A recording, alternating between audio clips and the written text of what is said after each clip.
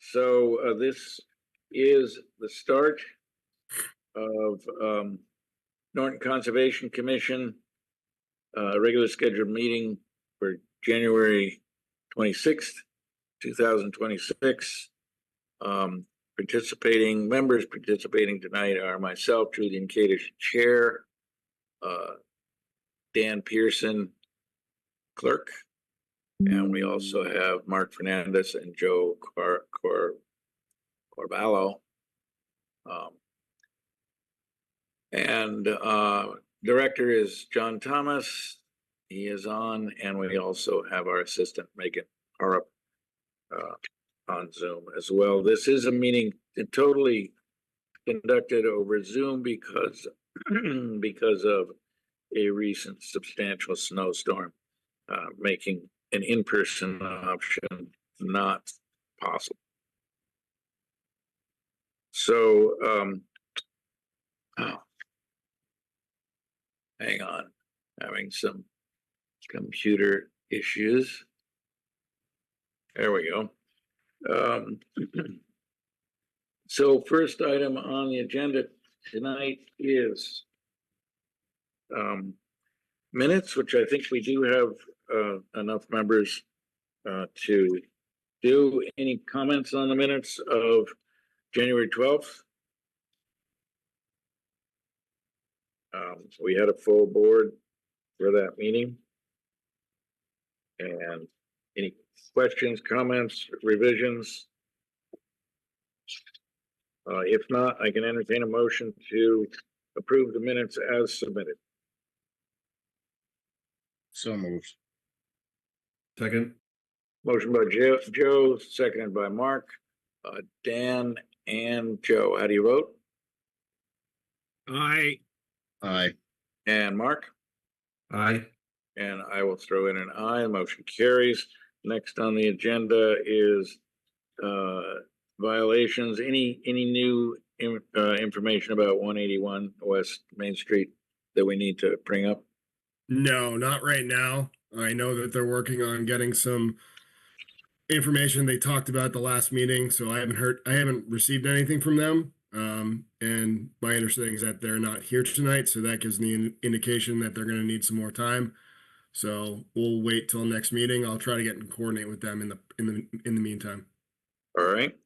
The next item is continuances in this hearing, which would be related to the continued public hearings. We have two that have requested continuances. The first one is Abreu Lane, file number 250-1191. They're requesting a continuation until February 9th. Mr. Chair, I'd like to make a motion to continue file 250-1191 to February 9th. So 91, yes. We have a second? Second. I think Joe got that one. So a motion by Dan, seconded by Joe. Dan and Joe, how do you vote? Aye. Aye. And Mark? Aye. And I'll throw in an aye. The motion carries. And then our next continuation is 50 Clap Street, file number 250-1198. They also requested continuation until February 9th. So moved. Second. We have a motion by Dan, seconded by Joe. Dan and Joe, how do you vote? Aye. Aye. And Mark? Aye. And I'll throw in an aye. The motion carries. Next up is any public inquiries, departmental updates. You do have the conservation internship, but we talked about that last round. But we did receive one inquiry. Craig Siganowski is actually on the call. I met with him last week with his potential client. They're looking to do a permit application potentially over at 376 Old Colony Road. This is Steve Lasivita's property, but the applicant is a different individual, and he is interested in parking cars on the property. I told him basically that, the challenges with that are, proximity of parking the cars near wetlands, making sure that, for instance, those areas are protected. In addition, making sure that the wetland mitigation, um, you know, review and requirements are followed through for that property in entirety, because we don't want that to go by the wayside. So that would be wrapped up potentially in any sort of future permit. But for us to issue and order conditions on this, we would first have to release an enforcement order that's been on the property since the late 90s. So that's kind of it in a nutshell. But Craig, I don't know if you want to share your screen and kind of show um, the commission kind of your thoughts for a rendering for that. Craig, it looks like you're muted.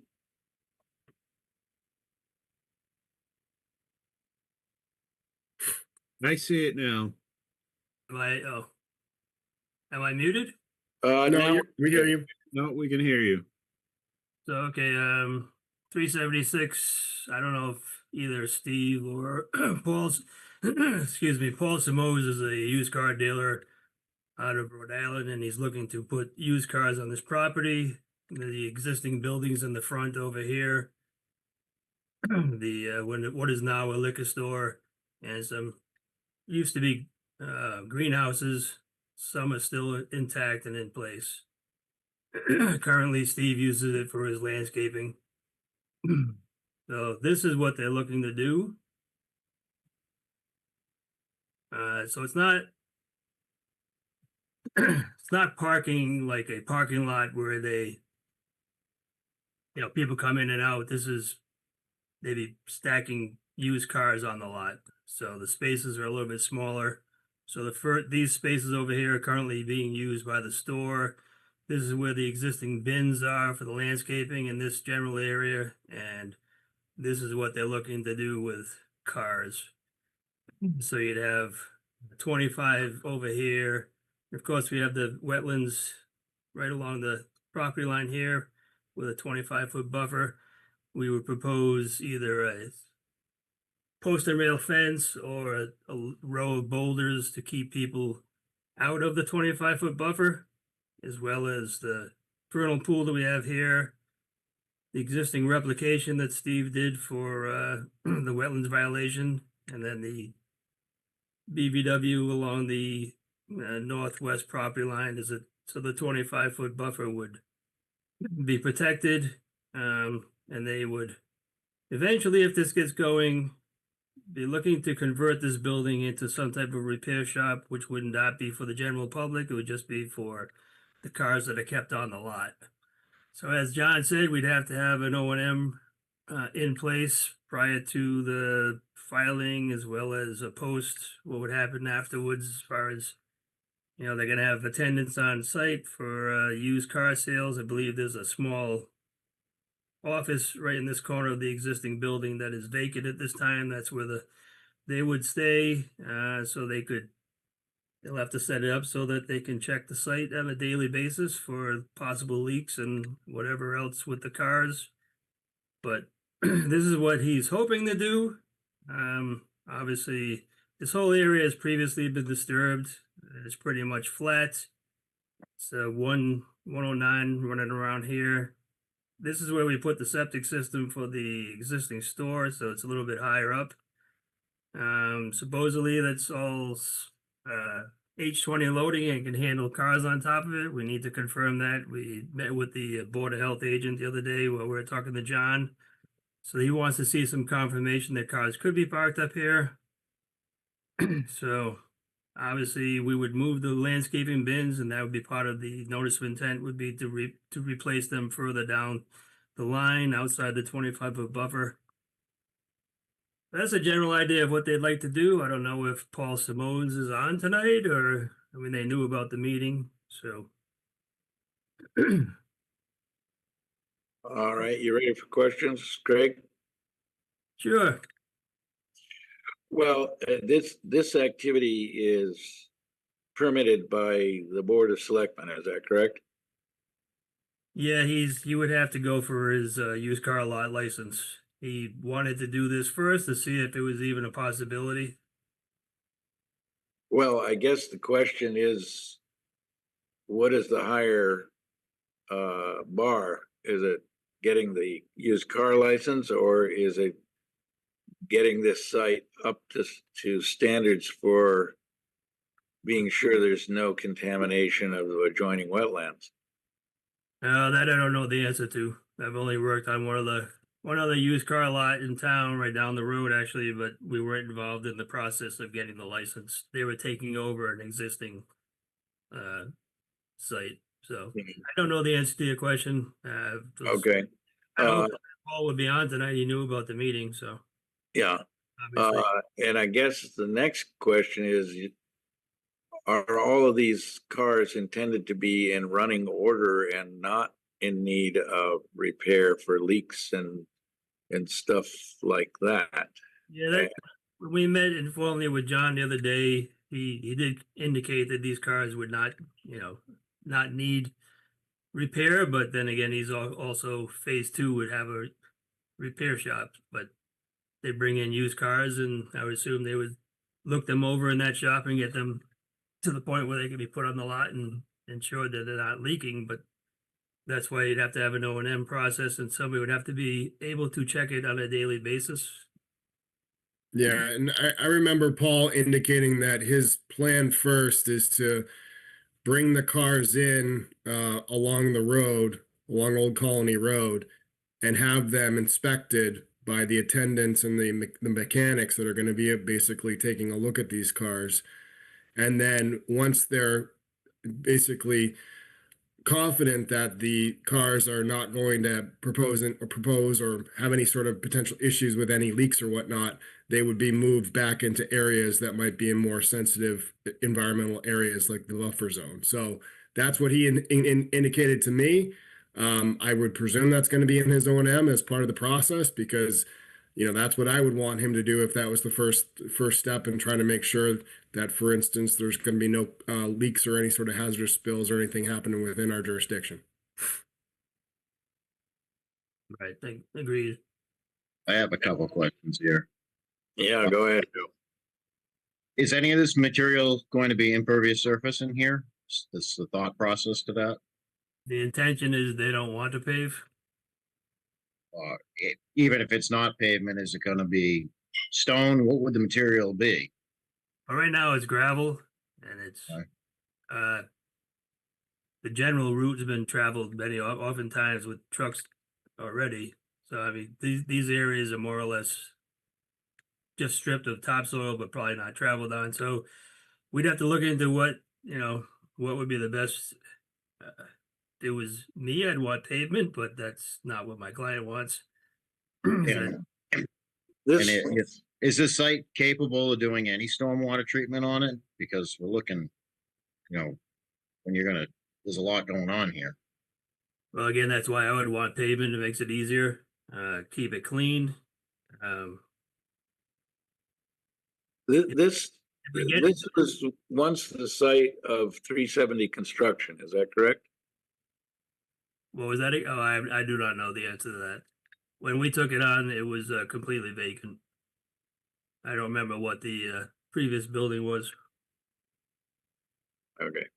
Right now, I think there's a liquor store here and a loom and storage, just a stockpile material company that's using the space. Right, all up front. The landscape bins are in this area and right around here.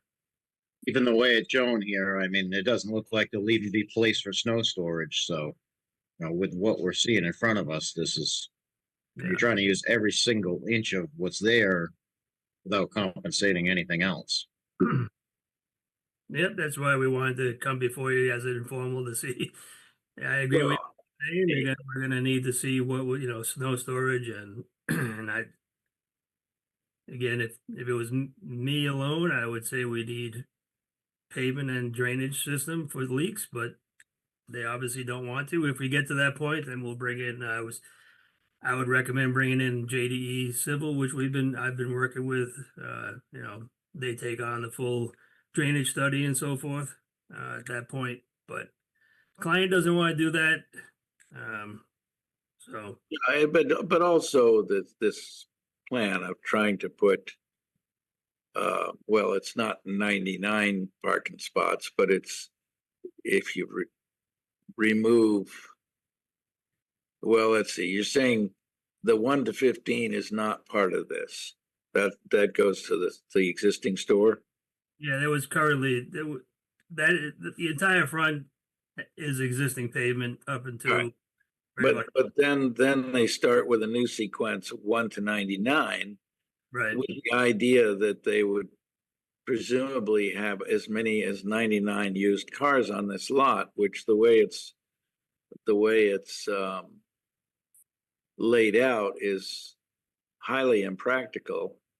Mhm. Just moving around 99 cars, if you have somebody, well, I want to see car 67, and you have to, I mean, it's impossible the way it's laid out to get 67 out of there without moving a whole bunch of other cars. So what I see happening is the 25-foot would in practice become non-existent. They would just totally run over any kind of barriers. I mean, unless it were a physical barrier there. yeah, we were proposing either a fence or boulders. And probably in the more sensitive areas, you'd have to go to a fence. Then we'd want to bring boulders on top of the replication area along here. I think we need some real engineering here. This is to even try to come up with anything here. It's just And I think the plan, to be realistic, would be 50 lots would be, as a business, something resembling more practical.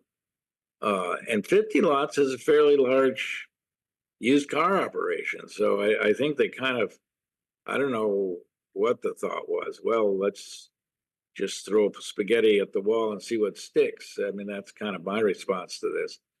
But anyway, I mean, anybody else have comments about the practicality of this layout? So I guess just to recap, Julian, your comments there, what you're saying is everything to the south of the greenhouse. So as we're looking at this map to our left, that would need to be removed for you to even entertain this concept, right? Does that seem reasonable? Well, I'm not sure removed. I mean, if they're going to put a physical barrier, Mm-hmm. fine. But the idea of putting this density of parking lots, of parking spaces, and at the same time being able to operate a business just seems, I'll use the term markedly impractical.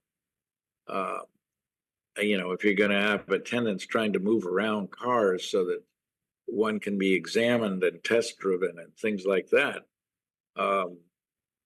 it's just far too many parking spaces. It should be half as many so that there can be ways to maneuver these cars. And Well, I was just gonna say, did we talk about snow removal yet? Yeah, it was brought up.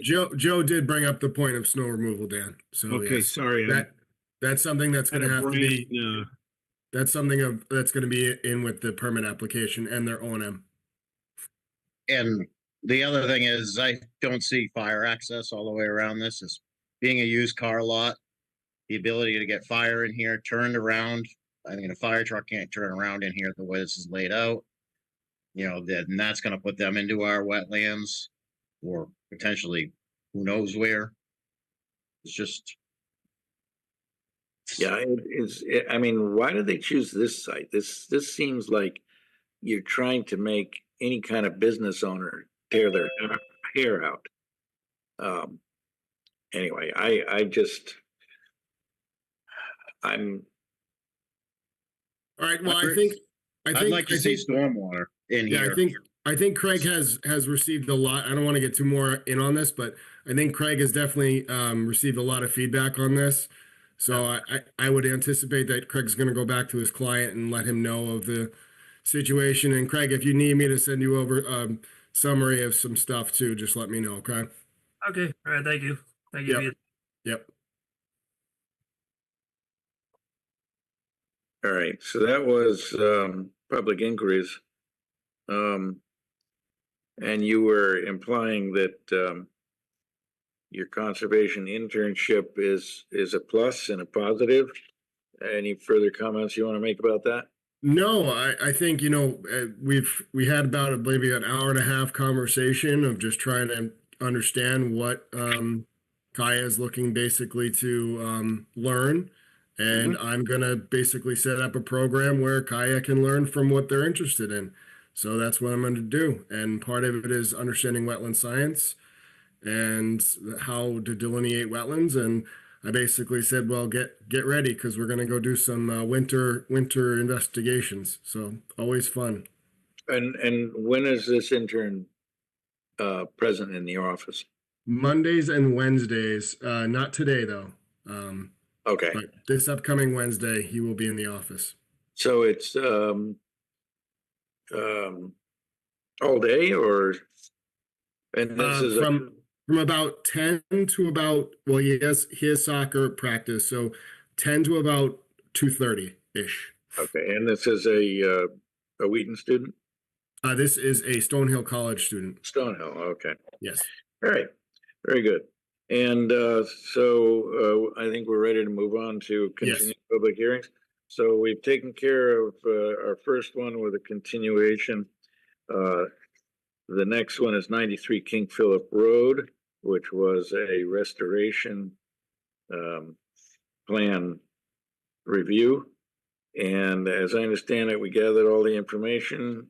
We're ready to close the public hearing and later issue an order of conditions. Does that sound right? Yeah, that's if the commission feels comfortable with everything Well, that was we- discussed at the last meeting. Right, we reviewed the proposed plan last time.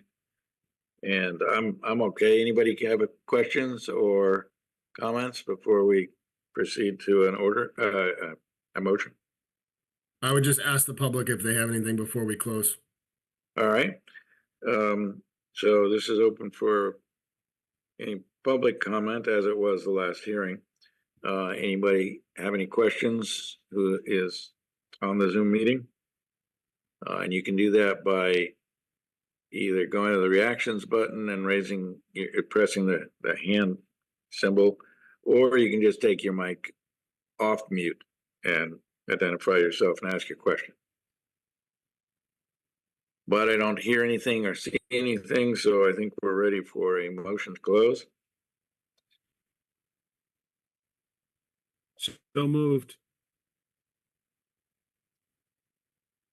Motion by Dan, seconded by Mark. Dan and Joe, how do you vote? Aye. And Mark? Aye. And I'll throw in an aye, so this hearing is closed. We'll address the order of conditions later. We're moving on to file number 250-1196, which is the Mansfield Avenue project at the intersection of Mansfield Avenue and Reservoir Street in Norton. Involves 36 unit apartment buildings. So again, we reviewed this in detail last meeting, and I think we have all of the relevant information. Any further questions or comments from commission members? Any comments or questions from members of the Zoom audience?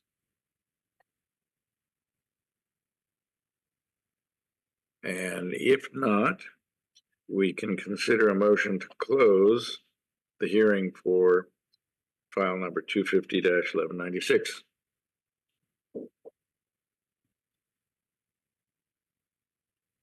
So moved. We have a motion from Mark, seconded by, Second. seconded by Dan. Dan and Joe, how do you vote? Aye. Aye. And Mark? Aye. And I'll throw in an aye, motion carries. The hearing for file 250-1196 is closed. We'll address the order of conditions subsequently. File number 250-1197, which is 113 King Philip Road, proposed work for construction of a house addition on posts. Again, are there any questions or comments? I think we gathered. So one thing I just need to get Craig to let the commission know was he updated I just have him to basically state it on the record. Craig, can you just let us know what the overall square footage and cubic volume of impacts is going to be for the BLSF?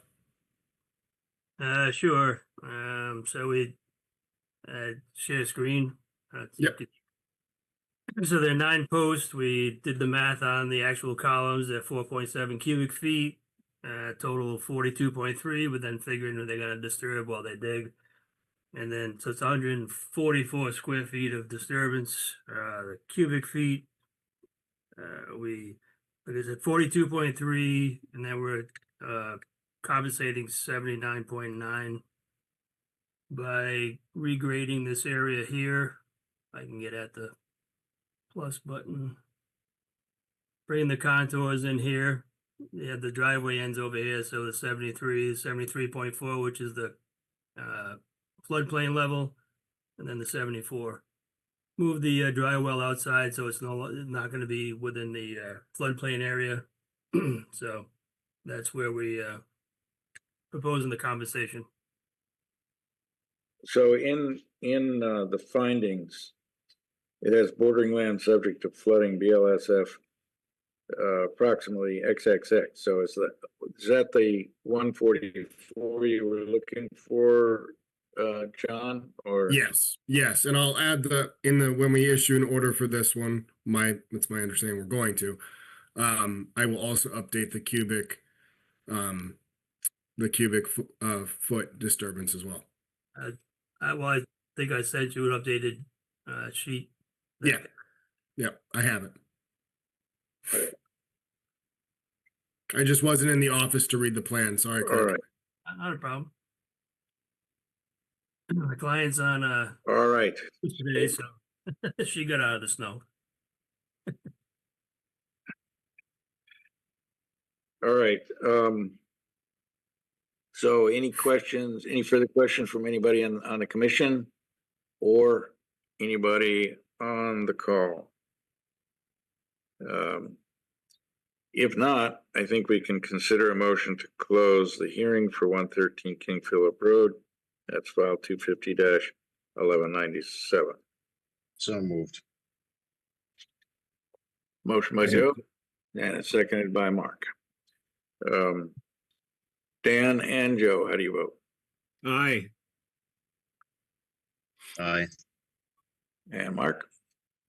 Aye. I'll throw in an aye, motion carries. The next continued hearing, we have continued again. That's 50 Clapp Street, continued to February 9th. We now have a new public hearing for, well, we don't have a file number, but it's 0 Hodges Street, notice of intent for a construction of a temporary stream crossing to access uplands. Do we have a representative of the applicant? Yes, sir, Mr. Chairman, Brian Dunn with MBL Land Development and Permitting on behalf of Pascal Latouf, the owner of the property. I think she's on the call as well. And Hello, everyone. You can probably share your screen for the plan. Okay.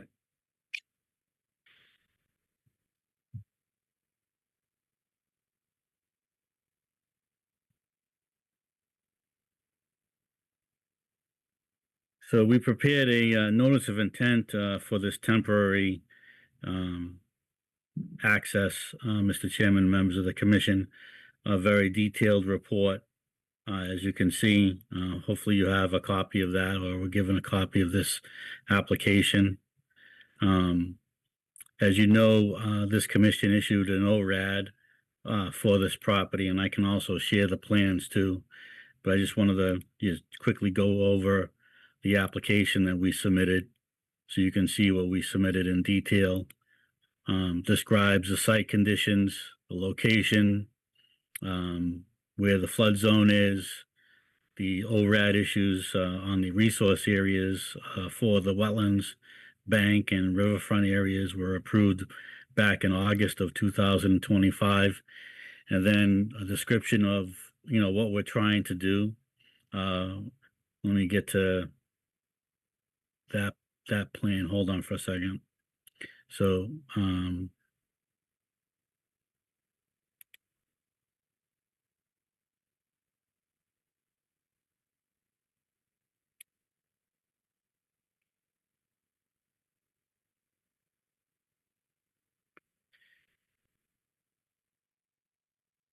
okay. So here's an overview of the property, as you may remember seeing it one time when we did the ORAD application and was approved. It's all of these lots, 1, 2, 3, 4 Well, lots. Brian, it hasn't come through yet. Okay, It's still, I can see it. oh, there we go. Okay. I can see it on my screen. I see it now. okay. So that's really the existing conditions plan. Let me just get to really a USGS map. So this is East Hodges right here, and this is the entire property that we're talking about doing this crossing.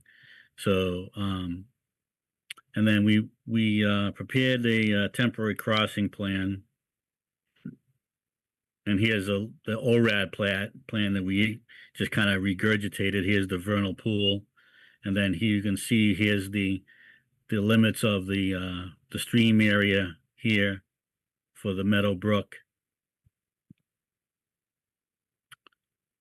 And then for the temporary crossing, what we're trying to propose is really coming off of East Hodges, 15 feet wide access. And then what we did here is we had the surveyors go out, locate trees, and try to give us the best location that would minimize the amount of alteration in this area of trees. So this area here really goes around the trees that are in this area as part of this temporary crossing. And we discussed with John and also with Paul, the planner, about trying to do this in winter conditions, in frozen conditions, and we're kind of right up against it right now. So it's a good time to do this and to have this crossing. So what we're proposing to do is have these, like what we call these mega deck swamp mats in that area of the crossing, so the small excavator can drive over in that area, so that there's really no permanent damage or alteration in the resource area that we're showing here. But So- those mega mats have to be put in place by what size piece of equipment? They're actually 7.5 feet wide, so each section can be placed with a mini excavator and doubled up for the access, so that the mini excavator can drive over it.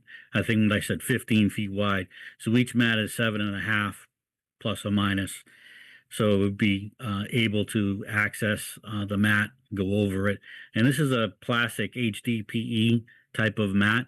This is what National Grid uses when they cross over wetlands areas, when they're doing work in their utility easements and power easements that they have throughout the Commonwealth. This is a known, proven use Yeah. to So- make this type of access.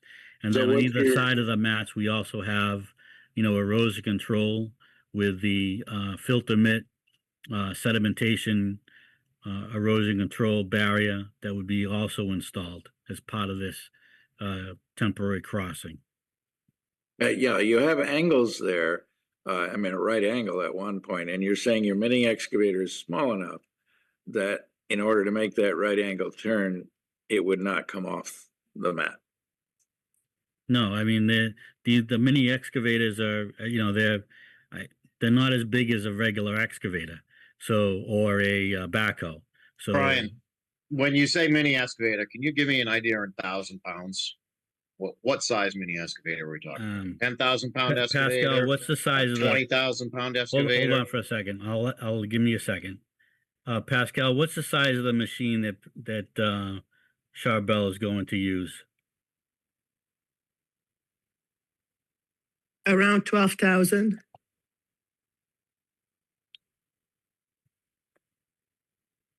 Thank you.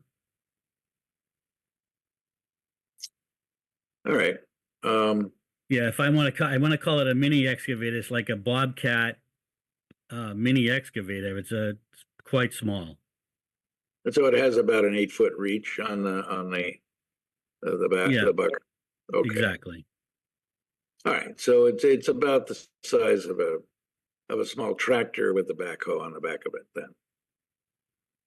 Yeah, I can get you the exact dimensions. Hold on. Well, I mean, if you say that width is adequate so that it can turn without going off the stuff, I mean, I'll believe you.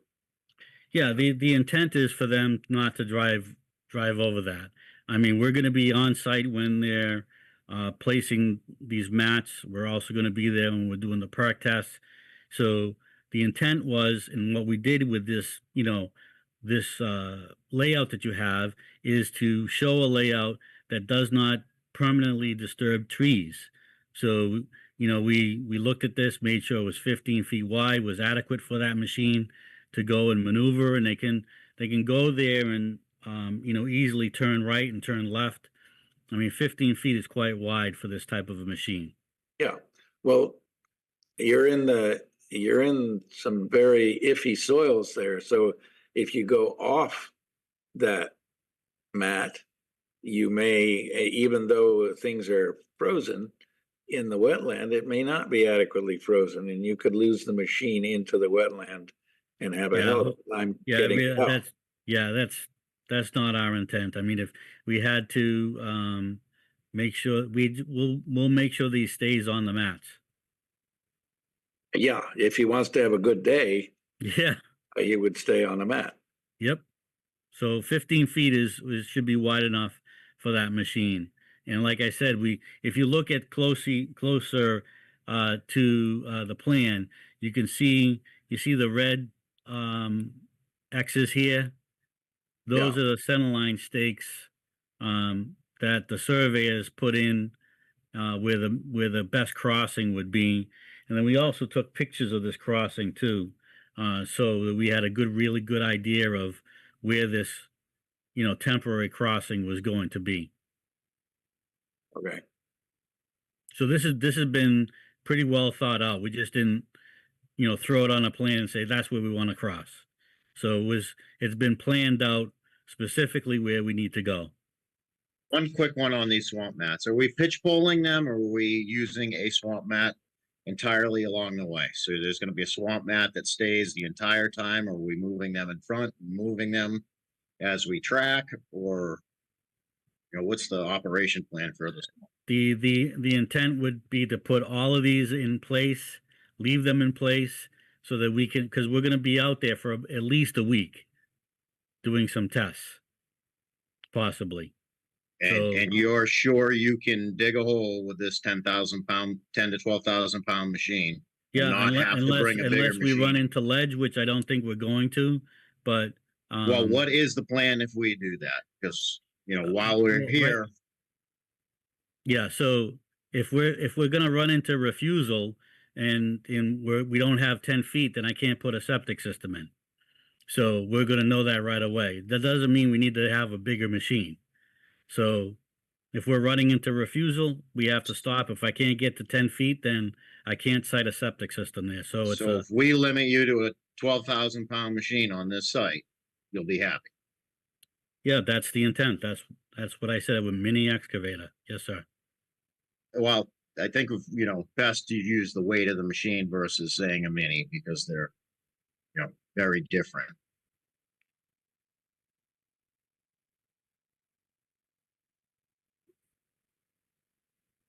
All right, any further questions from commission members? And John, do you have any comments on this? So this project doesn't have a DP number yet, as far as I correct. know. Yep. So we're still gonna have to hold out off on that. Yes, sir. And unfortunately, I guess, we'll just have to wait till the next meeting, which is gonna be what, February 9th? Yeah. That's right. Yeah, not a problem. Yeah, I tried to reach out to the DEP today, but they were probably closed because of the weather. And, as luck will happen, we'll get the number tomorrow. It's not Yeah, a bad thing. It's not a We, bad thing at all. Nope. we normally, I mean, I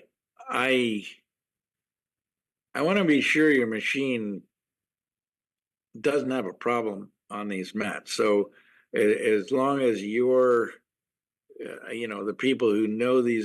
Julie and I own a machine this size. They have Yeah. no problem.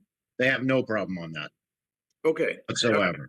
So because I don't know what my size of my tractor is, but I don't think it's 12,000 pounds. But I would probably feel comfortable on a 15-foot wide mat. But you know the equipment better than I do. So Julian, when I did a lot of consulting work in my previous life, we did a lot of work for Eversource and National Grid, and this was staple for a lot of the work that we got to witness and make sure they were basically the contractors. I was the environmental consultant on the job, making sure that they were out there. So, Brian's job will be making sure that, for instance, the contractors keep to the provisions of the permits.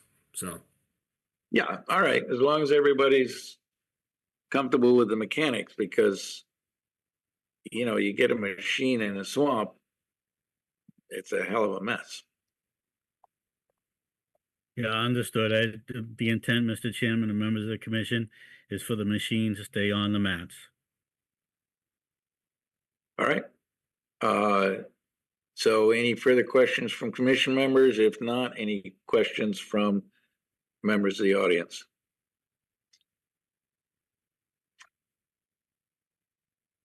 And we're already decided that it's going to be continued until February 9th. So if there are no further questions or comments, we can consider a motion for that.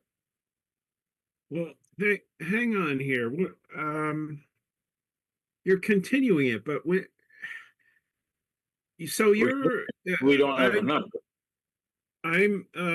You're assuming that on February 9th that it's going to be cold enough to do this in the next few days Well, from that? now wait a second. Or am I If this were not frozen, these mats would still hold this machine. Is that correct, Brian? Yeah, absolutely. Yes. But Yeah, what we're trying to do is go on the advice of John and Paul at Town Hall in regards to the most best time of year to do this. And usually when you want to cross a stream, you want to try to do it in frozen conditions instead of beautiful 80-degree or 90-degree weather. Sure. When it's Sure. flowing quite full, or in the early springtime, but it might be flooding in this area or flowing with a lot of water. So this way we're trying to minimize the construction activity, the temporary construction activity in these resource areas, so that we don't have sinking machines in the resource area. Yeah, I mean, it's a low flow condition. I think that's the key Yes. focus. It's not But- so much that it Yeah, has to. so the winter time is probably the most ideal time to do this instead of August. Well, Julian, may I hope ask a you- question? Sure. In the event that you get approval and you put the mats out and then it snows on the mats, what do you do with the snow? You just drive over it, or? Yeah, pretty much the excavator will be able to drive right over the snow. Okay, I just didn't know if it was gonna have to be pushed off the mat. I would think you would probably want to at least try to find the limits of that mat, so that way you knew where it was. That way, for instance, you didn't complicate things moving forward. You know, when I was back in the consulting world, that's typically what we would do is, you know, the contractors would bring brooms and shovels out there just to try to find the edges so that way they knew at least where the limits were, because a lot of these areas weren't always you know, safeguarded with fencing and stuff like that. They were just kind of just let to do their own accord. But Yeah, I mean, we've got the filter mitt going in on either side, so yeah, ideally we could orange flag it, and they'll be able to see where the filter mitt is. yeah, that And might then be you- that might be something to take into consideration as Yeah, well. and then they can just shovel it off or broom it off, if it's fluffy enough. Well, I guess supposedly in the forecast we're getting another 11 inches of snow next week. So That's what I saw too. And then I also have to, after I get your approval here, I have to submit things to the Board of Health to get some dates. Yep. So, understood. Brian, have you guys dug in the area? I know I did a test hole in the last week here, and I still had frost, so I'm not sure. we have done 0 test pits out here, on this lot. And I can tell you, I could not break the ground with a mini. Yeah, that might 12,000 be, pound that mini. might be a little difficult, once we get to the other side, but I guess we'll cross that bridge when we get there, unfortunately. Well, hopefully the snow insulates the ground a little bit. Yeah, that would be Oh, it great. was there before the snow was there. That Yeah. was I'm just trying to be optimistic. Yeah, me too. I like the way you're thinking, John. But Well, I do appreciate the comment about the ground being frozen. So, I mean, the longer it stays at 20 degrees with a -5 degree wind chill, it's going to be the ground is going to continue to get frozen and deeper and deeper. So hopefully the excavator that they're going to have there is going to be able to break through it. If it doesn't, it doesn't. Then we're kind of stuck for a while. We'll yeah, have to go to Plan B. the issue is the limiting factor is when the flow in the stream markedly increases. So there's a little bit of wiggle room. I mean, what are we going to call spring? The end of March? Yeah, I think the first Earlier these days. technically the first day of spring is March 21st. I have a feeling it's going to moderate before then, and you'll be able to break through the frost. But Okay, you may not be able to do it now, but you can get your mats in place. excellent. I like that. Thank you very much, Mr. Chairman. So any questions from? I do have one quick one before we Yeah, get go going ahead. here. Sure. Do we have a staging area prior to coming on this site? And can you just, if you do have one, I understand this, this material is probably not going to just be unloaded off a truck. That it's staged in an area that's proper, that John approves at least. Yeah, I would say that this would probably be the staging area, if I threw the chair, Mr. Chairman, for the mats and any erosion control to be stockpiled while they're being, brought over to the site where the crossing is going to go. So that's relatively clear. There are not trees there. Right here, I'm not too sure, how dense the trees are in this area. Pascal, do you know if this area of the lot has a lot of trees on it? I'm not too sure. Well, you'll have. What we can do prior to the next meeting, Mr. Chairman, if I may, we'll take some pictures of this area, the staging, and maybe, locate an area that's open and not where trees are going to be, so the equipment can bring the mats in and place them in this area, and we'll show that on the plan. Okay, that sounds like a good idea. Any other comments, questions? So if none, we can go on to a motion to continue this hearing until February 9th. So moved. Second.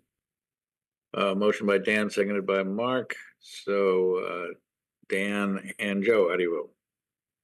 Aye. And Mark? Aye. And I'll throw in an aye, and the motion carries. Thank you, guys. Okay, very much. Thank you very much, Mr. Chairman, members of the commission. Thank you. Very good.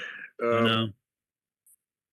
So the next issue is a request for, well, is it a formal request for a certificate or partial, or John, maybe you can help me out with this, because It's a full. it's a full, but you're saying there were modifications made during the construction which were not disclosed until now. Yeah, we're gonna let Kyle and Gale Associates go into that. Okay? All right, do we have a screen share to refresh our memory? You want me to start, John? Sure, go ahead. All right. Good evening, commission members. Thanks for having us on this evening. For the record, my name is Kyle Rowan. I'm a project manager with Gale Associates, speaking on behalf of our client, Norton Public Schools, regarding the athletics complex improvements project at Norton High School. Specifically, obviously, we're talking about the certificate of compliance request for this project, governed under DEP permit 2501091, which was issued March 1st, 2022. I believe this evening we are joined by Wade Lazat, the Director of Facilities from Norton Public Schools. Should anyone from this commission have any questions specifically for the end user of the facility, those would be best to go towards him. But in terms of the overall project and our role as the designers, I will speak to our current application, as well as going into greater detail on the changes that took place during construction. So, Mr. Thomas, I don't know if you want me to go through the full application package, everything in the cover letter that we provided, or if you want me to just jump straight to the changes in construction. I think for the purposes of this discussion, just highlighting the changes of what was initially proposed would probably be, just probably the easiest thing to do right now. Okay. Sounds good. I will see if I can share my screen. I believe so. Make sure I share. Click on here. Let me know when you all see a cover letter. We do see a cover letter. Okay. So this is the cover letter of the COC application that we just submitted. I won't go through that language. This details the enclosures that we have included. And enclosure 7 is the summary of construction changes letter, which obviously isn't always something that you see in a certificate of compliance application, but it was requested during the initial application for this back in July that this is something that we provide. So a bit of a timeline. We did submit originally in July.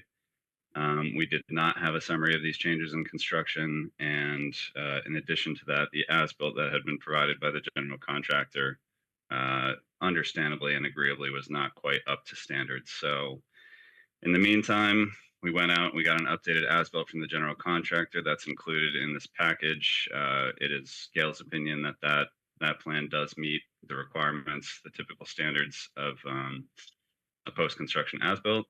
And then the other change relative to our July submission is, of course, this construction changes letter. So I'll jump straight to that. Enclosure 7. The cover letter to this goes through in greater detail. Basically what we've done here is we provided all 14 construction sketches, whether or not they were remotely related to drainage and or this permit. But we provided, in an effort of being transparent, all of the construction sketches that took place during this project, some as small as, changing a detail on our bollard, but other obviously are larger and more related to overall stormwater management. So the ones which are more closely related We'll start right with SK Construction Sketch 01, which was issued in May and June of 2022. And I'm going to just jump right to the plan here.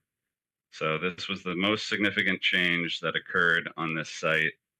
And to give a bit of a background here, might actually help if we look at the existing conditions plan to give some background before anything happened. 1 second.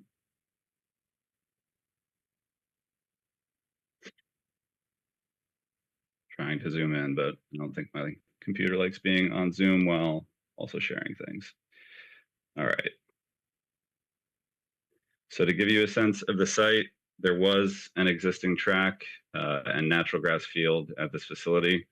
So more or less, our project was reconstructing a track with a synthetic turf field in the interior, more or less in the same footprint. It expanded somewhat to the north, a little bit to the south, but the existing grandstand bleachers remained. Those were not reconstructed. And pretty much the limits of the track were the limit of work for this scope of the overall project over in this location. The original survey and pre-construction observations implied that the track and field, the existing track and field, was a closed drainage system with 2 outfalls into the wetlands to the south, here and here. The original permitting documents submitted back in 2021 and 2022 reconstructed this track and field again as a closed drainage system, intending to tie into these 2 existing outfalls with 2 new outlet control structures as a form of attenuation and treatment, more or less an overflow for the enclosed system of this track and field. So those would remain the primary outfalls for this facility. During demolition, it was uncovered while they were starting to strip the subgrade and starting to put in some of the other drain lines, like the collector pipe around the field, which were always in the design. They found that there was, in fact, very buried drainage infrastructure throughout the field. It looked like it had been installed originally when the high school was built. This is conjecture. I can't confirm this for sure, but just based on the depth, it appeared to have been installed during the original high school construction or sometime in the past. And then an additional track and grass field was in fact built on top of that drainage system. And then we came in and we started removing that surface. And that's when we uncovered that system. So catch basin rims, drainage manhole structures, along with their associated perforated piping, were all very much buried beneath that existing field. And that's what the contractor uncovered. And that's what brought us to this situation where we needed to make a change to make this drainage system function. So A quick question. Yep. The drainage system is confined to this area only, or are there other pipes that cross underneath? so that was our original understanding based on site observation and the survey, was that it was a confined system. However, once they started digging, they found drainage lines throughout this field, and they found connections to a catch basin and pipe here, as well as connections to a pipe that was underneath the bleachers, buried under the bleachers, running up this way. So during construction, we discovered that this system was not in fact closed. It was tied to pipes and structures to the north of the field. So what this sketch did, what this redesign did, is maintained that flow and that pipe, those channels, same size as what was existing. So you can see the connection points to the points north of the field, here and here. Those were maintained, and those pipes were run through on either end of the field, one on this side, one on this side. Again, doing what we came to learn they had always done, which is run from north of the site through to the outfalls. What else we have on this plan? You have 4 outlet control structures in each corner, one here, here, here, and here. those are all tied into these lines that pass through the field from north of the site, north of our development. They are also tied into the collector pipe for the turf field, as well as this under drain system, which captures all of the surface water, all the storm water that falls within our actual limit of work. However, I want to emphasize that these systems are separated.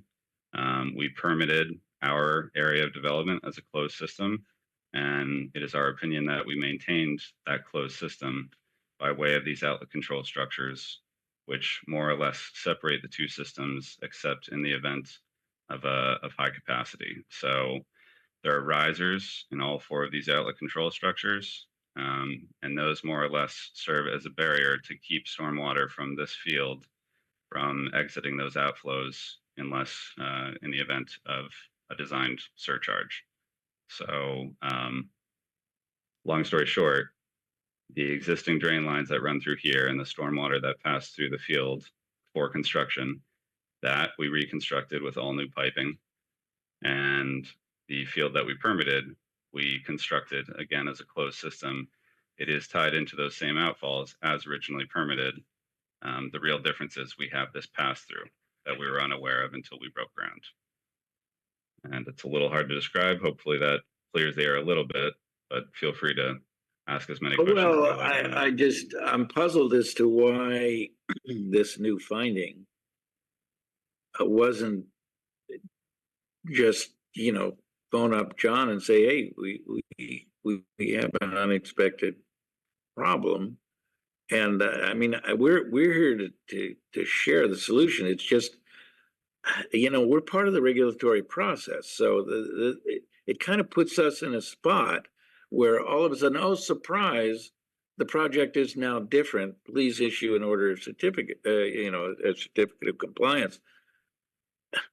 I'm not saying we won't do that. It's just the procedure seems odd to me. I mean,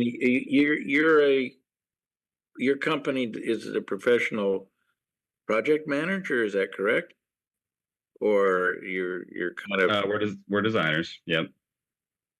We're a design firm. I do want to make clear that this particular sketch that we're looking at from June of 2022, this sketch was emailed to conservation at the time. So while that may not be true of the sketches that come after this, as far as I can tell, it was a different project manager at the time. We've looked to confirm whether or not those were sent. They're a little less significant, a lot less significant, but this particular sketch was sent to conservation. Well, I mean, there's a difference between just sending an email and making clear there's a new finding which we have to have everybody sign off on. It just strikes me as a little bit jaw dropping. I mean, we kind of we like to, in our participation of the regulatory process, to dot our I's and cross our T's. And it sounds like, once things got going, you guys forgot about doing that kind of thing. Now the question is, I'm not sure it changes anything, except kind of have to wrap my head around this, but go ahead. Well, go ahead if you're going to answer that. Well, why don't you answer your question and we'll get a summary answer. Yeah, whenever I hear the phrase, it is our opinion that makes me a little bit nervous. Because obviously it sounds like we're not sure that there's I think you said that with reference to keeping the water out of one place, keeping it separated from another place. Well, anyway, let me try to summarize now in my own head how I envision it. That you had a stormwater management system designed that deals with all of the stormwater that falls within this architectural structure. Yep, I can pull that plan up, the original Okay. permitted plan. That would probably And help. then you found that other stormwater structures cross underneath this structure, and the previous design intermixed their outflows. And what you're saying now is you revised that intermixing to intermix only in the most extreme events. Is that a fair summary? Correct. The track and field are still intended to infiltrate outside of the most extreme events, in which case that would be the mixing you're talking about. Yeah, okay. I mean, basically, the existing outflow structures that were there before are still the existing outflow structures. Yep. But we have an infiltration structure as well. Yeah, so this is the original design that was permitted. You have the same track, same field, more or less the same interior drainage pattern. This is typically what you'd see on a synthetic turf field. There are collector pipes that run around the perimeter.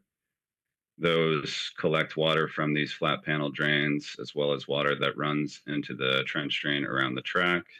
And then you can see down here and here, those tie into intermediary drainage manhole structures to new pipe, which then ties into an outlet control structure here with a riser and here with a riser, both of which tie into those two existing outfalls. So this was the original design. This is what was originally permitted. And it wasn't until in construction that it was determined that there were in fact buried drain lines coming from north of this track, tying into buried drain lines within this track. And the best way we saw fit to manage that, obviously we can't just cut that off, that was coming from drainage north of this area, was to allow it to pass through our site. And the best way to do that while also maintaining this as a closed system as we have designed here was by adding two outlet control structures as well as new pipe runs beneath the field.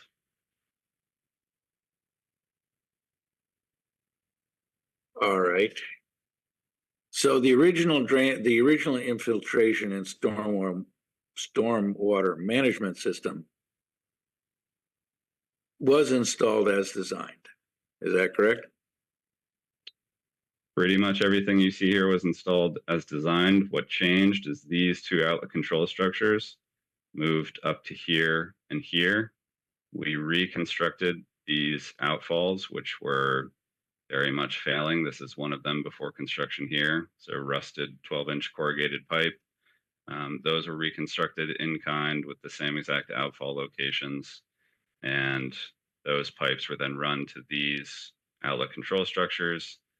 The real change from this plan to what happened in construction is there were two new outlet control structures added up at the northern collector pipe here, and then a new pipe between them to allow drainage from north of the site to pass through our system. But again, these four outlet control structures, I should be looking at the new one, those are what are intended to keep our actual track and field system closed off from that pass through.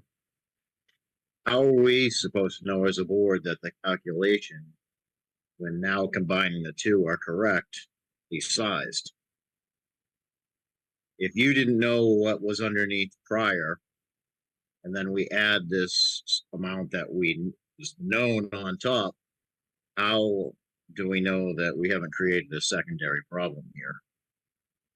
Well, I think in terms of permitting, you design for what you're constructing. And in terms of what we are constructing here, in terms of impervious area, as well as the synthetic turf field, which is modeled as impervious area, our design on that front, and therefore our calculations don't significantly change. We are still managing it the same way with outlet control structures, with the majority of the stormwater intended to be handled by infiltration.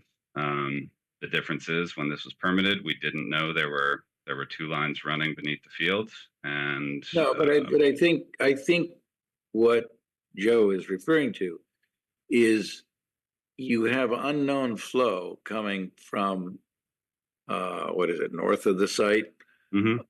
through each of these 2 pipes.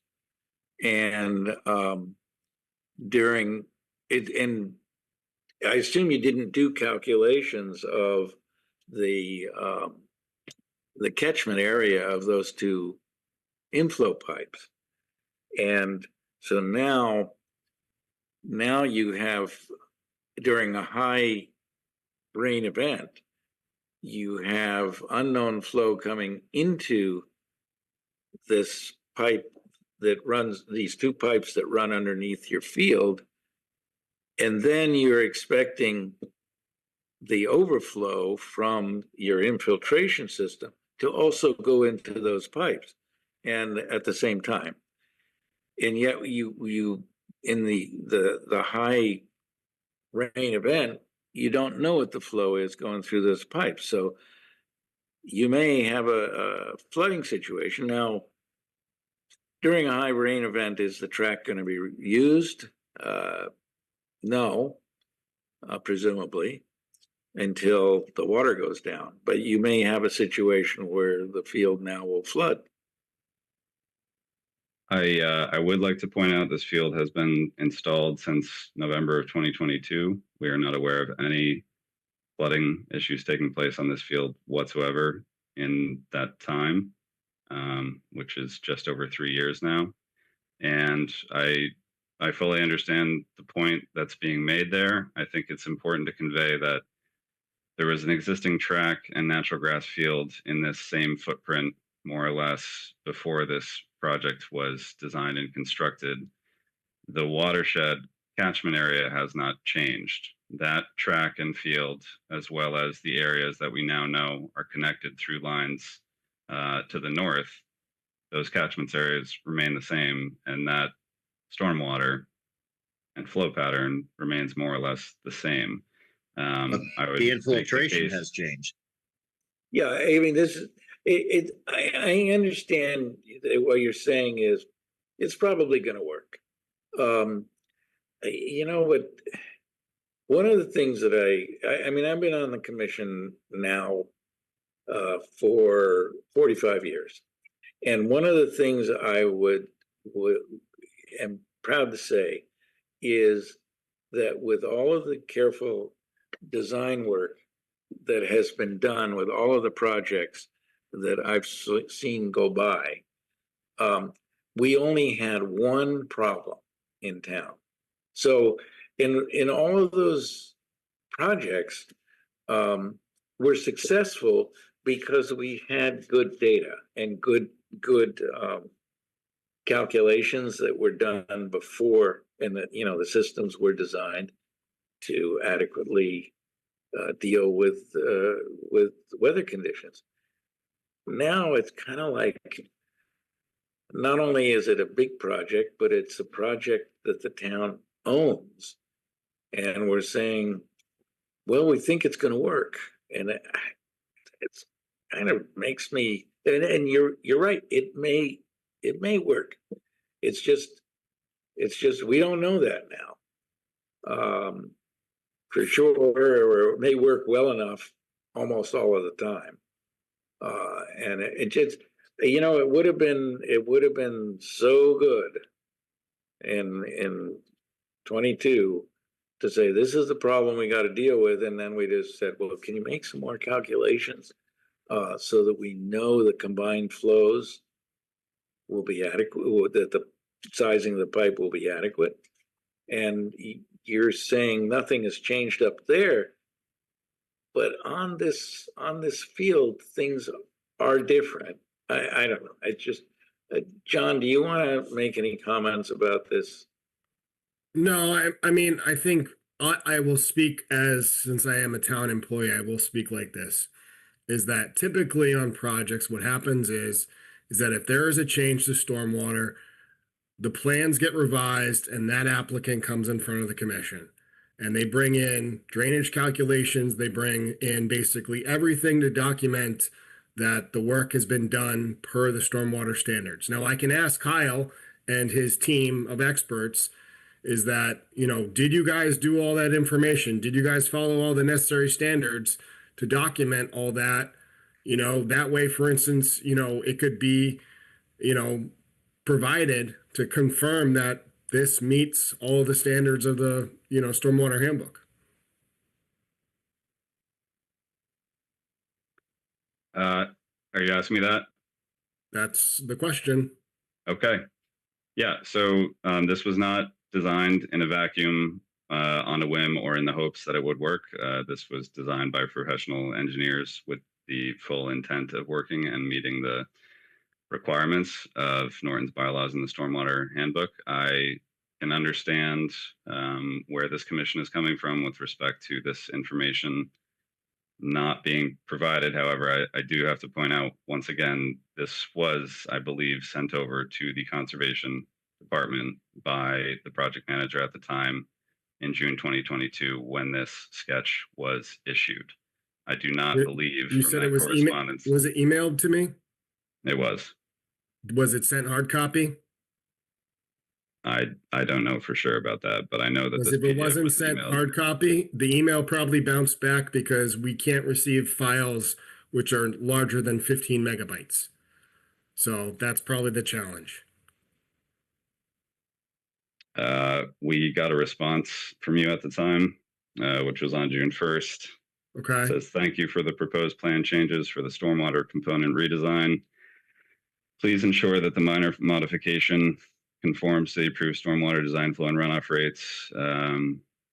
The minor increase to the limit of work in site shall include the installation of additional temporary construction silt and sedimentation barriers at the outfalls, and that the commission receives any additional supportive stormwater compliance documentation and revised plan sheets. So, All right, Kind well, of. look, I guess the key issue is, if you can provide data to show Mhm. or suggest, that is strongly suggest, that the flow coming out of those two pipes that enter the field underneath it during a high, I guess, 100-year storm, I mean, that's what we're calculating, that flow does not exceed your outflow system so that no further flow can be added to it from the outflow, the overflow of your infiltration systems. You understand what I'm saying? Yeah, It's absolutely. some confirmatory data that there's still room left over Mhm. in those two pipes that you replaced to accommodate more flow so that the system will continue to function. Yep. That's the key and condition that we would be comfortable if it meets that situation. So can you provide those calculations to show that there is excess capacity in those through pipes to receive more? Most certainly. That's not a problem. I think, a large part of coming today, obviously, to get this conversation started and confirm that directive, and we're happy to do so. And John, would that kind of meet the issue? I think that really would hit upon all of it. Obviously, this was 3 years ago, so I don't really remember a lot of this stuff that happened 3 years ago. Me You know, neither, and don't then- worry. No, Well, regardless, the issue is, will the system function as it? yeah, and I think that's part of the question is that, for instance, I just need confirmation that it still functions and works as designed per our bylaw and also the stormwater handbook, and making sure exactly what you just said, Julian. I just need basically, the challenge is with projects that have sit for a long time, I forget a lot of the stuff that happened 3 years ago. So if you could just bring me back up to speed and get me where I need to be with this and the commission, I think we can make this happen, I guess is kind of what I'm getting at. Yeah, Yeah. that would satisfy my concerns if we had some data to show that this field will not drown in a high flow condition and without changing the outflow pipes. I mean, it would be a pain in the ass, but or at least if we knew that it needed to be upgraded, then we could make a plan for it. But if we know that no, it doesn't need to be upgraded, then everybody is okay. Yep. That's well understood. All right, and I'm presuming from what you're saying is, those thoughts occurred and that went into the redesign. And all we want to see is the data that the redesign will work. Yeah. No, understood. Additional documentation to back up the design. That is not a problem. We are happy to provide it. All right, well, if we have that and John can review it, then potentially we can go ahead with the certificate at our next meeting, or if you need more time to put it all together, that's fine too. How much time yeah. do you think you're gonna need, Kyle? Next meeting is 2 weeks, so I don't know if. Do we just need to submit it? In this case, just submit it before that 2 week, Yes. 48 Yes. hours beforehand or something? Yes. Okay. We can try and target having this to you. What are these on Mondays? So Yeah, it actually would be more than 48 hours because 48 hours falls in the middle of the weekend.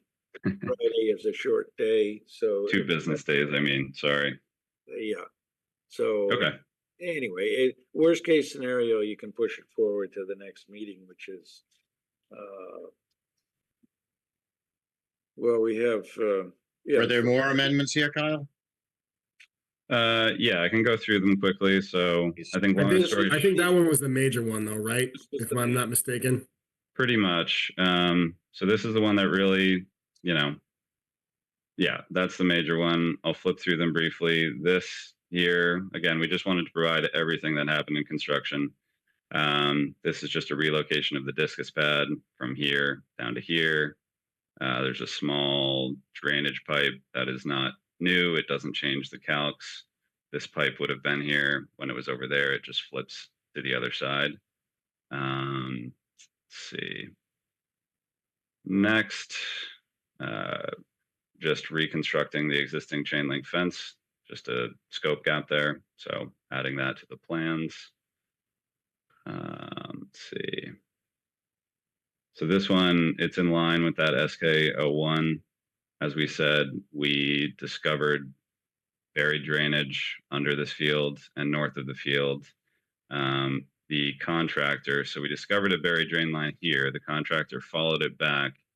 It ended up being buried. There was a catch basin here about 2 feet below gravel, which itself was below the bleacher. Again, sort of owing to this theory that this whole site was, when they built this more recent field before ours, a lot of things were buried in the process. So anyways, they traced it back to a catch basin under these bleachers. Ultimately, we removed that system. We didn't know the condition of this pipe. We didn't want to keep running that stormwater under this bleacher system. So we took that construction as an opportunity just to basically take this line, shift it over to here, and that's what this one is. So it doesn't change what we were just talking about. It'll be accounted for in the calculations the commission is requesting. That's just a description of what this sketch is, very closely tied to the first sketch. It just moves the pipe from one spot to another. Is that correct? Okay. All right. 5, just change to the dugout fencing orientation. 6, so this is the actual outlet control structure detail that goes along with that SK01, the first sketch we were looking at. These are the 2 riser pipes with their assigned elevation. As you can see, you have the collector pipes around the fields tying into these riser pipes. This outlet is obviously the outlet to the structure, but that pass through that I'm talking about, taking the existing system that runs under the field that runs through this outlet control structure in a pipe just like this on our side of the screen, and then out this outlet pipe. What is controlled and what is impeded is our track and field system, which we constructed, designed to infiltrate via this riser system. So that, I believe it's described pretty well in the cover letter, but just to be clear, sketches may have come out a week or two apart, but SK06 is directly tied to SK01, as is that one we were just looking at of the drain line north of the bleachers. So all of these pipes are 12-inch pipes. I can confirm. I believe Well, many it of. kind of looks like, the labels seemed that they were all 12-inch pipes. Yeah.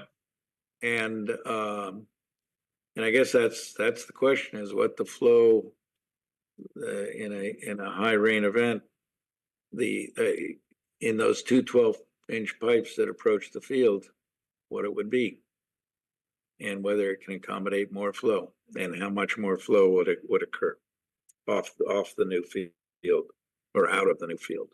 Yeah, no, that's understood. I am rather confident those calculations were done at the time when this change was made. I was not the project manager. We're chasing things a little bit here too, but again, whether it's a matter of finding the old calculations and providing them to you or doing them again, we'll get them to you. Okay. I don't want to jump too far ahead. This one, so we're on 7. This was just a change to the curbing around the turf field, no impact on drainage. 8 was just the addition of uplighting at a flagpole up by the school. 9, adjustments to the bollard details. I think we went from permanent to removable bollards out at the main plaza area. It's the same with sketch 10 here, another adjustment to that. This one, I believe, is just an adjustment of the walkway to get us, it's no additional impervious. The walkway originally went a little closer in. There was a guy wire to a utility pole that wasn't shown on the survey, and that's why that got relocated slightly. This next one, I believe, is the second most significant, arguably, which was repaving of the existing parking lot. So there is no new impervious area here. This is all within the existing limits of the existing parking lot, but we did regrade it. After construction, it was determined that this lot, a lot of the sheet flow, while originally it was believed to mostly come off this corner, this parking lot actually flowed a little more heavily right to here, this plaza. It wasn't really picked up on the survey, not a lot of elevation information. So this one was, I believe, discovered the hard way. And ultimately what was done was this portion of the parking lot was just reconstructed, regraded to direct more of that sheet flow from right here just down to this corner. And in that effort, we did add a stone riprap trench. All this work this is the 100-foot buffer line there. It was all outside of the buffer zone. But yeah, that's a regrading of the lot, existing paving, and addition of a stone trench, as well as addition of a stone trench here, which again was just to better manage some runoff coming from this existing access drive up right there. Okay. So that's just the grading associated with this. This is SK12. None of that system ties into our field in any way. These are the trench details associated with that. And then SK14, I believe, is very basic, just some very shallow grass swales before the loam and seed took. Some of the walkways were a little low in this area, so just better managing ponding. And then this is the last drainage associated change. I believe it's also our last SK. So this is that reoriented drain line. The one, remember, it goes, it's buried beneath the bleachers, relocated to go here. These are 2 area drains that were added just to handle a little bit of water in this low landscape area here. But that is grass, is that correct? Correct. Yeah, okay. And that then, just sorry. infiltrates, well, that infiltrates into the ground. that area. Yeah. All right. And then this is not an SK, this is just one of the certificate of compliance checklist requirements, which is the visual barrier between the active use part of the site and the vegetation. I forget exactly what the terminology was, but vegetative management area. And so that is a post and rail fence that's outlined here, which when combined with the fencing for the field, that whole area is sufficiently blocked off to users and mowing, which is one of the order of condition requirements. So that is all the sketches. Again, yes, I would say everything to do with the track is the most significant change. And we are more than happy to provide calculations to back up that design. So you got the short straw to talk to us tonight, huh? Okay. I sure did, yes. All right. Well, all right. Well, it was a surprise party. That's okay if you can get that information to us. Yep, no problem, understood. Okay. All right, so the next meetings, and you can work out with John which one you want to come to. We have one on the 9th, we have one on the 23rd of February. Mm-hmm. The next one after that is the 9th of March. Okay. We'll try earlier the better. We'll try. I'll try and get a handle of that, and Mr. Thomas, I'll be in touch about what we're trying to target. All right, sounds good. Thank you. All right. Thank you, everyone. Have a good night. All right, very good. We are now into our order of conditions session or segment. We have 3 of them. Not sure which one is supposed to be first.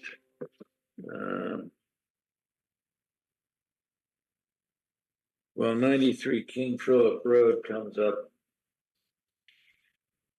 first on the list. So this, of course, the findings are unique to each package, but the customized ones in the special conditions are number 1 and 32.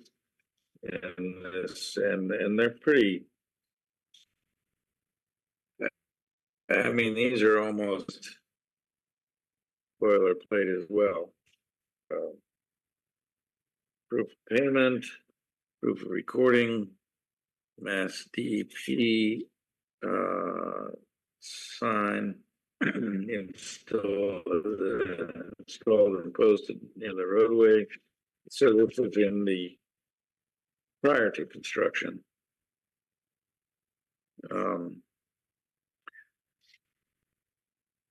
Well, and buffer restoration area, sediment control measures, and then 32.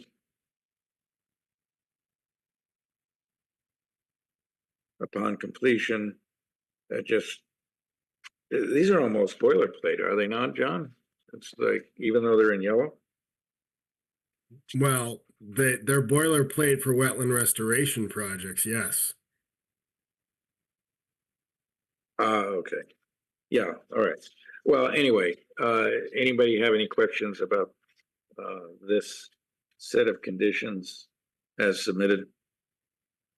I had no thoughts of modification. The only thing that Lisa wanted from the last meeting, and she's not here to attend the meeting, was she wanted a 3-year monitoring period instead of the 2. So that's what I changed it to, Okay.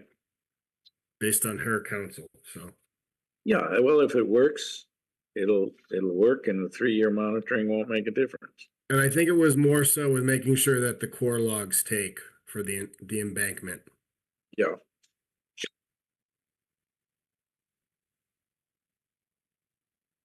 All right. Unless there are questions, comments, revisions, I think we can consider a motion on this draft.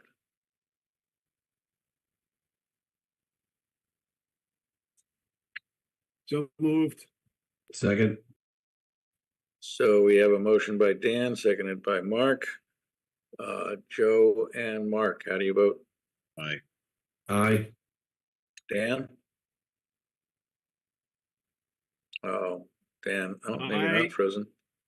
Okay, there we go. I'll throw in an eye as well. Motion carries. Next up is Zero Mansfield Avenue.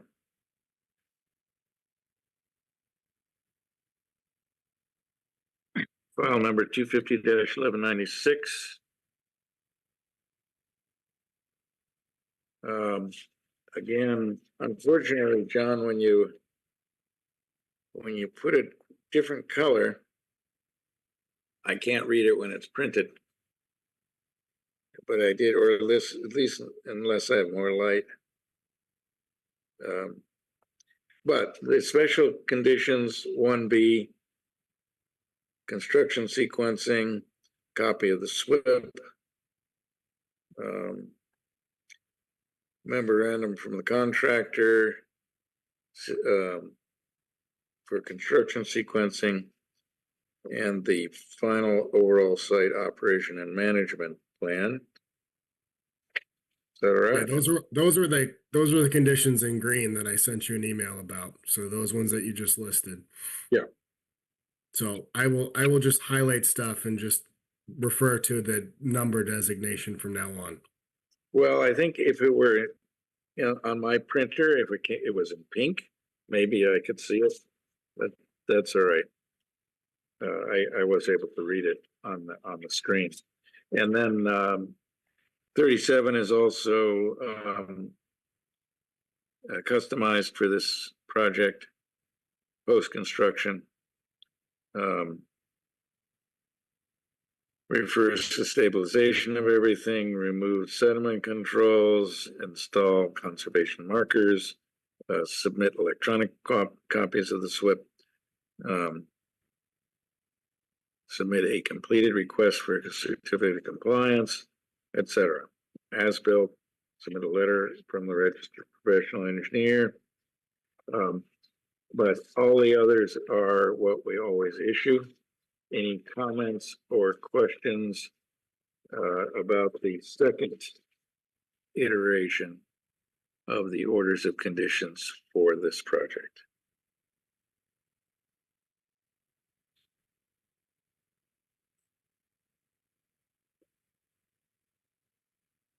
And hearing none, I am now listening for a motion to accept or reject.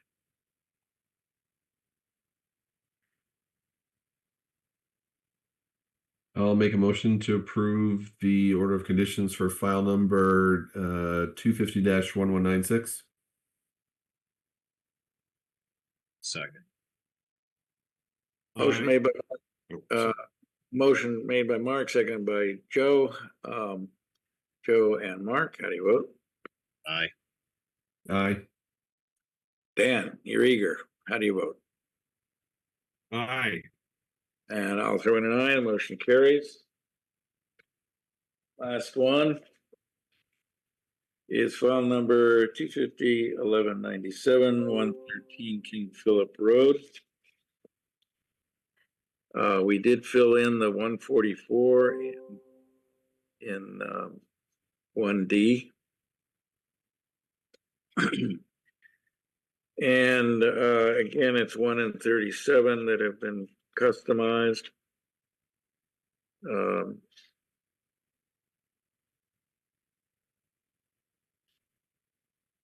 Any questions or comments about either of those?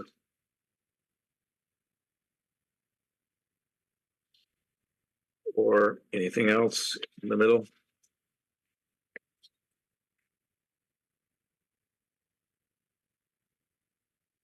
So the 1D was the only thing that had to be filled in, is that correct on this one? Yeah, basically. I mean, for this one, I mean, the only other conditions that I recommended were prior to commencement that we that they provide a final construction plan approved by the building department, because I want that before they start construction. Okay. All right.